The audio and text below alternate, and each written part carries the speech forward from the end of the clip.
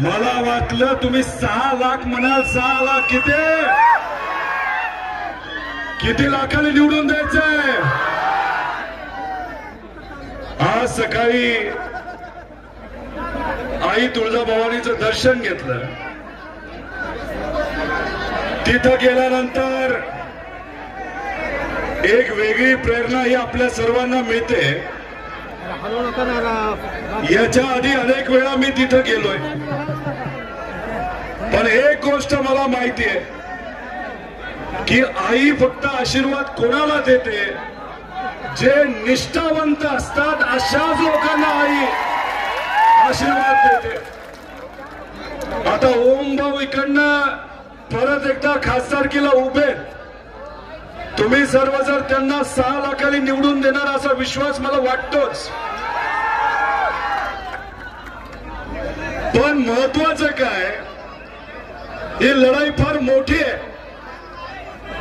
पुढे आर्थिक ताकद फार मोठी आहे.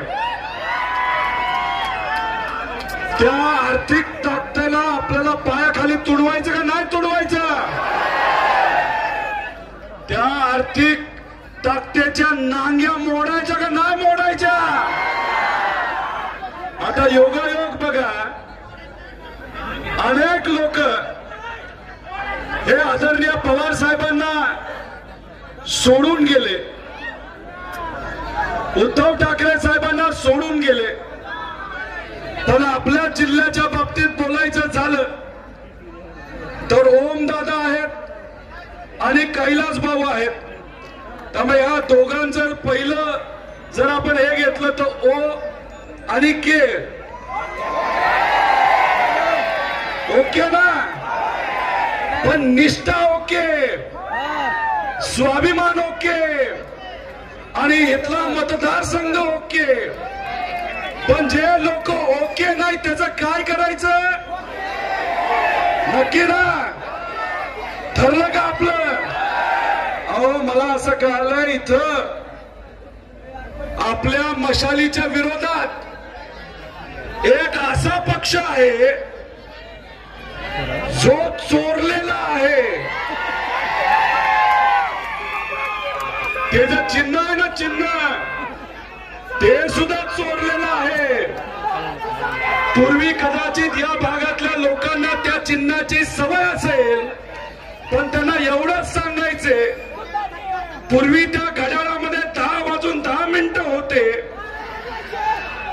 पण चोरीला गेल्यानंतर आता त्या घड्याळामध्ये 4:20 झाले.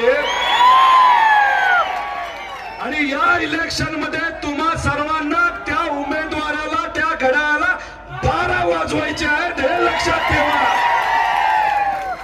मी खरं तर मीडियामध्ये बघत होतो, जे विरोधात उमेदवार आहेत, एका हुशार पत्रकारांनी त्यांना काहीतरी विचारलं.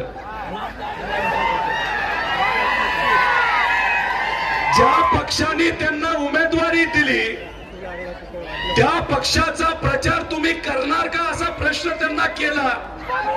तेव्हा त्यांनी काय सांगितलं, नाही करणार. मी भाजपचे उमेदवार आहे. भाजपने या परिसरातल्या शेतकऱ्याचं भलं केलंय का. सोयाबीनला भाव दिलाय का. अहो सोयाबीनचा भाव तो 2014 ला होता, तो आज आहे. मग कसले आजचे दिन तुम्ही म्हणता.